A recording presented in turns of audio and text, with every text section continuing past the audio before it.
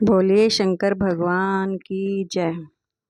आइए आज शंकर पार्वती की कथा सुनाते हैं। सूत जी बोले, हे ऋषि, ब्रह्मा जी के वचन सुनकर नारद जी पुनः पूछने लगे, हे ब्रह्मा जी, मैं सूत जी और शंकर जी के परम पवित्र और दिव्य चरित्र को पुनः सुनना चाहता हूँ कि सती की उत्पत्ति कैसे हुई और महादेव जी का मन विवाह के लिए कैसे तैयार हुआ। दक्ष से नाराज होकर देवी सती ने अपनी देह को कैसे त्याग दिया और फिर कैसे हिमाचल की पुत्री पार्वती के रूप में जन्म लिया। उनके तब विवाह, काम नाश आदि की सभी कथाएं मुझे सविस्तार से सुनाने की कृपा करें। ब्रह्मा जी बोले, हे नारद, पहले भगवान शिव निर्गुण, निर्विकल्प, निर्विकारी और दिव्य थे, परंतु देवी उमा से विवाह करने के बाद वे सगुण और शक्तिमान हो गए। उनके बाएं अंग से ब्रह्मा जी उत्पन्न हुए और दाएं अंग से विष्णु उत्पन्न हुए। तभी से भगवान सदाशिव के तीन रूप ब्रह्मा, विष्णु और रुद्र सृष्टिकर्ता, पालनकर्ता और सहकर्ता के रूप में विख्यात हुए। उनकी आराधना करते हुए मैं सुरासुर सहित मनुष्य आदि जीवों की रचना करने लगा।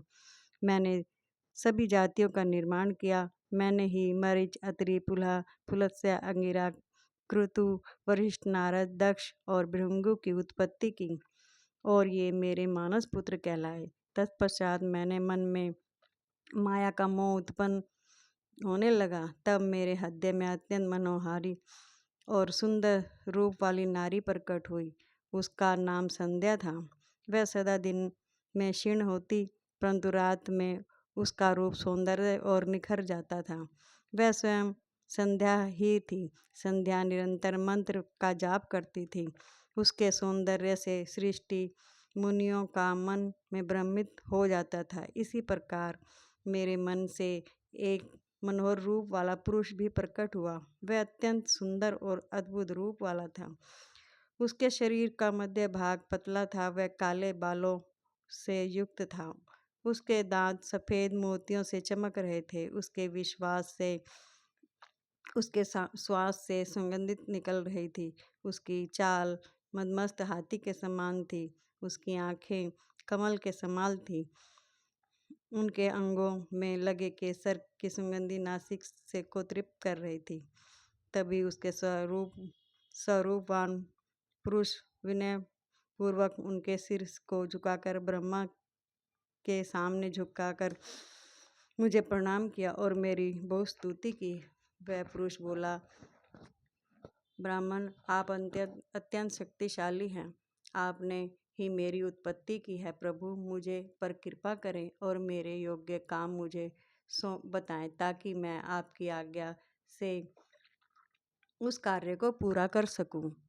ब्रह्मा जी ने कहा, हे भद्र पुरुष, तुम सनातनी सृष्टि उत्पन्न करो। तुम अपने इसी स्वरूप का में फूल के 5 बाणों से स्त्रियों और पुरुषों को मोहित करो।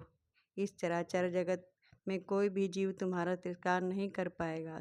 तुम छिपकर प्राणियों के हृदय में प्रवेश करके सुख के और हेतु बनकर सृष्टि का सनातन कार्य आगे बढ़ाओगे।